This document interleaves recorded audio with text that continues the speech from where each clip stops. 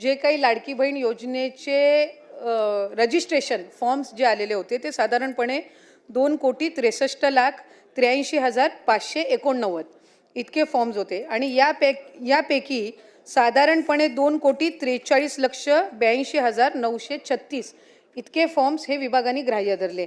ज्या आकडेवारीचा 26 लाखाचा आपण उल्लेख केला ती क्रॉस व्हेरिफिकेशनसाठी माहिती व तंत्रज्ञान विभागाकडून ज्या आकड्यांचा आपण उल्लेख केला ती आमच्याकडे विभागाकडे प्राप्त झालेली होती।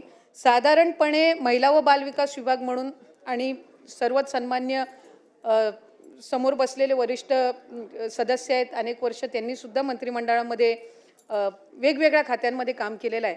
एखादा विभाग ज्या वेळेला एखादी योजना आणतो त्यावेळेला दुसऱ्या विभागाच्या डेटाचा त्यांच्याकडे ॲक्सेस नसतो, तो आपल्याला त्या विभागाकडून मागवायला लागतो। उदाहरणार्थ मुख्यमंत्री लाडकी बहीण योजना ही महिला व बालविकास विभागाकडून राबवली जाते। नमो शेतकरी योजनेचे जे लाभार्थी आहेत यांचा लाभाचा डेटा जो आहे तो कृषी विभागाकडे असतो।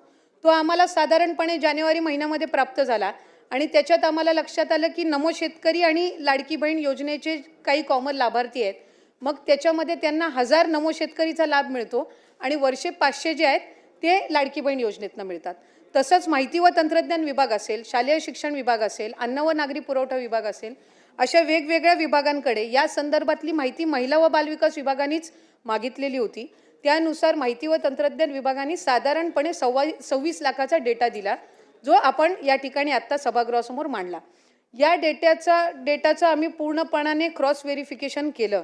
क्रॉस व्हेरिफिकेशन करत असताना साधारणपणे त्या 26 लाखापैकी 4 लाखापर्यंतच डेटा असा होता की ज्याला रिवाइज स्क्रुटिनीची गरज होती।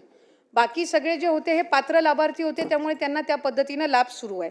आता आपण जे काही शासकीय ह्यांच्या संदर्भामध्ये आपण विचारलं 8,000 जे आपण बोगस विचारले, तर ते 8,000 बोगस नसून ते 8,000 शासकीय कर्मचारी म्हणजे प्राथमिक आरोग्य केंद्रांमध्ये किंवा वेगवेगळ्या शासकीय ज्या काही आपल्या नोकरी असतात त्याच्यामध्ये काम करणारे आणि नियमानुसार ते तशा पद्धतीने लाभ घेऊ शकत नाहीत।